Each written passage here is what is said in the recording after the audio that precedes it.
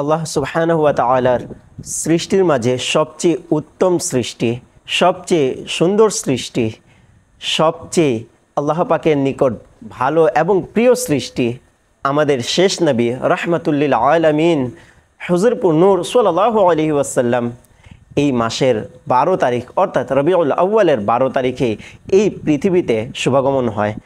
এই কারণেই আমরা খুশি উদযাপন করে থাকি। কেনই না খুশি উদযাপন করব?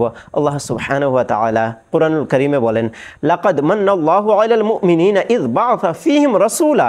আল্লাহ সুবহানাহু ওয়া তাআলা মুমিনদের উপর অনুগ্রহ করলেন তার রাসূলকে মুমিনদের মাঝে পাঠিয়ে। তো এখন চিন্তা করুন, রসুলকে পাঠিয়ে অনুগ্রহ করলেন। আল্লাহ সুবহানাহু ওয়া তাআলা আমাদেরকে এত নেয়ামত দান করেছেন, অসংখ্য নেয়ামত, যেগুলো হিসাব আমরা কখনো করতে পারবো না। কোনো জায়গায় আল্লাহ সুবহানাহু ওয়া তাআলা বলেননি যে তোমাদের উপর অনুগ্রহ করলাম, তবে যখন তার রসুলকে আমাদের কাছে পাঠালেন তখন বললেন মান্না, আমি অনুগ্রহ করলাম। এই শব্দটি প্রয়োগ করলেন আল্লাহ সুবহানাহু ওয়া তাআলা কুরআনুল কারীমে নিয়ে এসেছেন। এরপর আল্লাহ সুবহানাহু ওয়া তাআলার আরেকটি আয়াতের দিকে আমরা যাই, কুল বিফদলিল্লাহি ওয়া বিরহমাতিহি ফাবিযালিকা ফালইফরাহুন।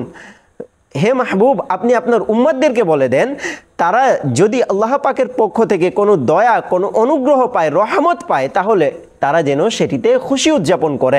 এখন আসুন, আল্লাহ পাকের সবচেয়ে বড় রহমত, সবচেয়ে বড় দয়া কি? ওয়ামা আরসালনাকা ইল্লা রাহমাতাল লিল আলামিন। আল্লাহ সুবহানাহু ওয়া তাআলা বলেন, হে মাহবুব, আপনাকে সমগ্র জগতের জন্য রহমত বানিয়ে আমি প্রেরণ করেছি। বুঝে আসলো, আমাদের নবী হচ্ছেন সবচেয়ে বড় রহমত, সবচেয়ে বড় দয়া আল্লাহ সুবহানাহু ওয়া তাআলার। আর সেই দয়া আমরা পেয়েছি, সেই অনুগ্রহ আমরা পেলাম, সেই রহমত আমরা পেলাম। তো অবশ্যই এই দিনে আমরা খুশি উদযাপন করব। হ্যাঁ, কথা হচ্ছে এখন খুশি উদযাপন করার ধরনটা ভিন্ন ভিন্ন হতে পারে এলাকা অনুযায়ী। নবী আকরাম সাল্লাল্লাহু আলাইহি ওয়াসাল্লাম রোজা রেখেছেন, খুশি উদযাপন করেছেন। সাহাবায়ে কেরাম রোজা রেখেছেন, খুশি উদযাপন করেছেন।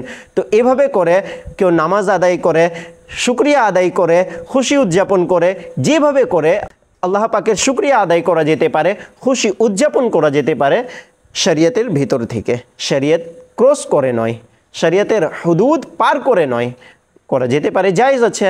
এখন কথা হচ্ছে, আমার পিছিয়ে দেখতে পাচ্ছেন লাইট কিংবা জুলুস, এই র্যালি বের করা, এই বিষয়ে অনেক কথা বলা হয়ে থাকে। তো কনসেপ্ট একটু বুঝাবুঝি দুর্বলতা আছে। দেখেন, র্যালি বের করা এটি শুধুমাত্র একটি উৎসব, ইসলামের একটি উৎসবকে জীবিত রাখা, এটাই হচ্ছে আমাদের উদ্দেশ্য। আর জিক্রে মুস্তাফা নবী আকরাম সাল্লাল্লাহু আলাইহি ওয়াসাল্লামের আলোচনা করা এবং এই আলোচনা পুরো পৃথিবীতে ছড়িয়ে দেওয়া, এটাই হচ্ছে আমাদের উদ্দেশ্য। তো এই উদ্দেশ্য সহিত আমরা এই র্যালি করে থাকি এবং সাজগোজ করা, এটি আমাদের খুশি প্রকাশ করার একটি ধরন। তো আল্লাহ সুবহানাহু ওয়া তাআলা বুঝার তৌফিক দান করুক, আমিন।